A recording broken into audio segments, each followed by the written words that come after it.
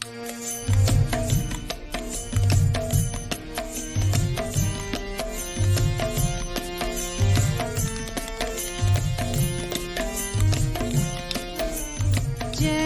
Radhe, Jai Krishna, Jai Vrindavan.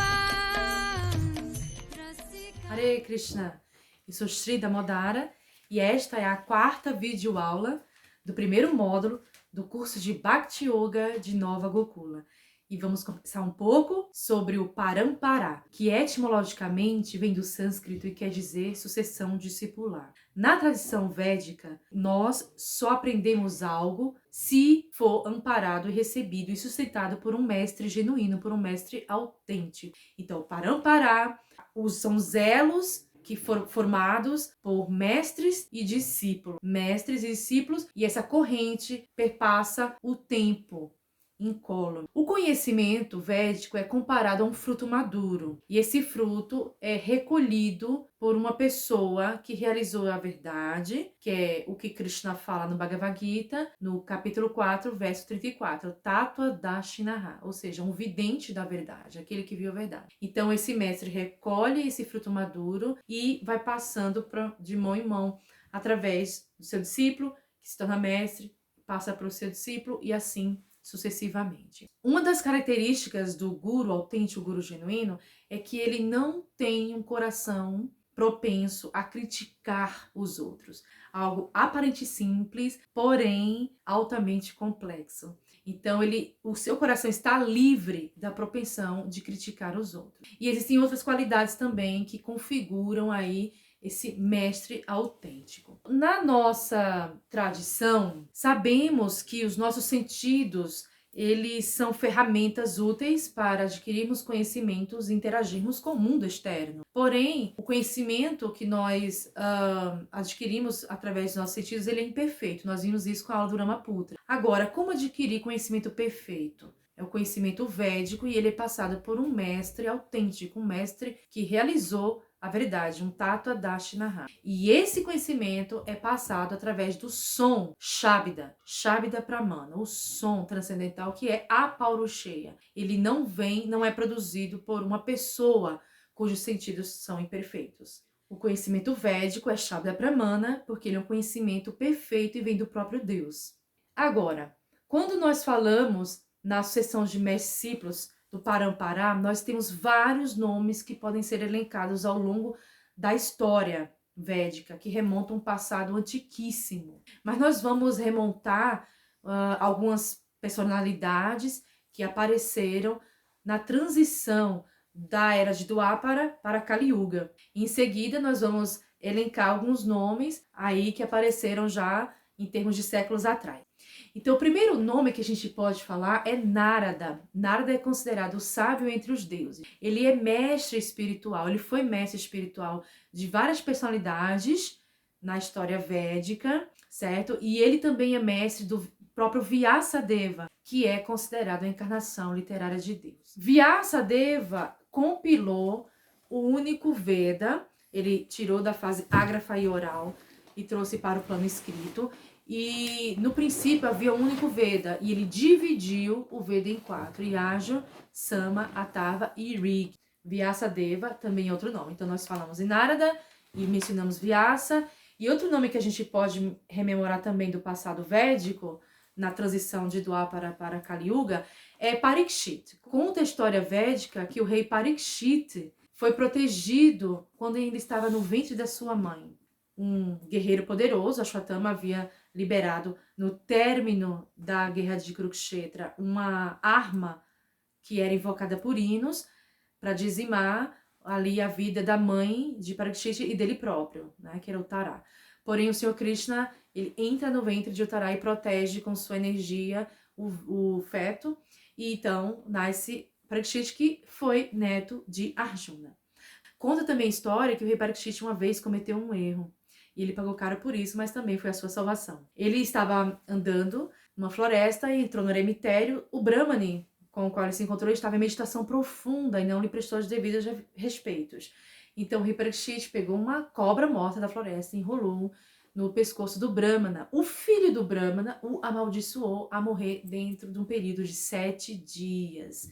Então, essa ofensa também foi revertida em sua salvação. Porque o rei vai às margens do rio Ganges e durante esses 7 dias ele ouve o conhecimento do repertório védico, as histórias de Krishna, os passatempos de Krishna, e ele se ilumina para então fazer uma passagem gloriosa. Essa é a história do rei Parikshit. Falar em Parikshit é necessariamente também falarmos em Shukadeva Goswami, que era filho de Vyasadeva e que durante os 7 dias que o rei Parikshit ficou às margens do Ganges, se preparando para a transição, para a passagem para a morte, Shukadeva foi o seu mestre que o iluminou. E é interessante porque agora a gente vai falar um pouquinho de outros mestres da sucessão discipular do Parampara, só que de séculos atrás. Então, se antes falamos de nomes como Narada, Vyasa, Parikshit e Shukadeva, que surgiram na transição de eras, né, do Apara para Kali, nós vamos falar agora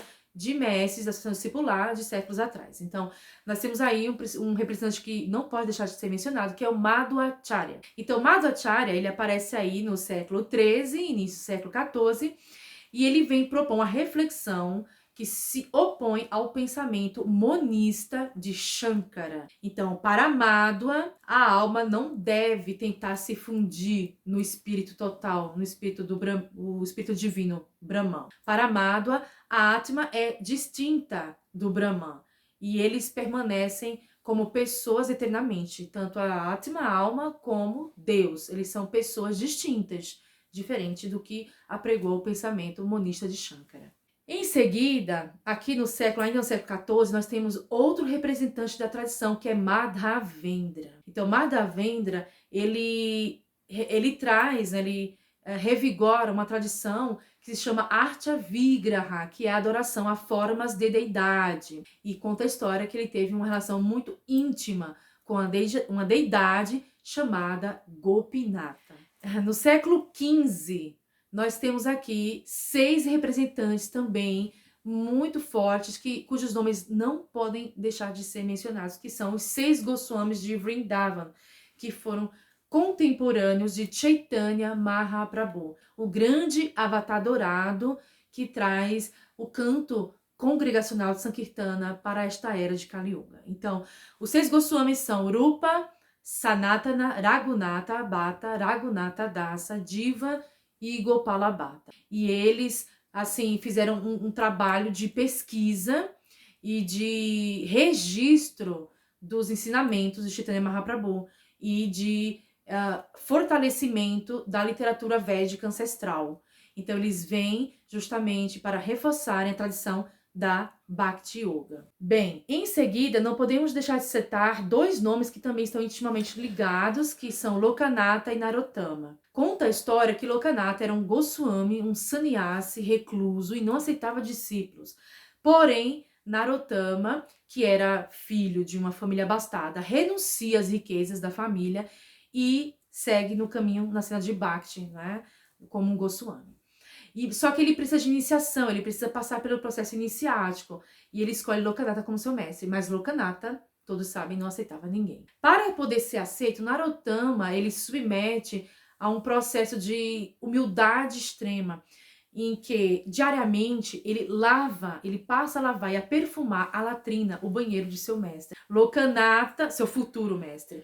Lokanatha, se apercebendo dessa humildade, então aceita como discípulo, e Narottama lega a posteridade até os nossos dias. Hoje nós estudamos as composições de Narottama, cantamos nos templos da ISKCON composições de Narottama, e ele lega justamente a sua poesia, as suas composições. Por isso que é um nome também muito importante e não pode deixar de ser mencionado. Bem, aqui no século XIX, nós não podemos deixar, e início do século XX, não podemos deixar de citar Bhaktivinoda Thakur.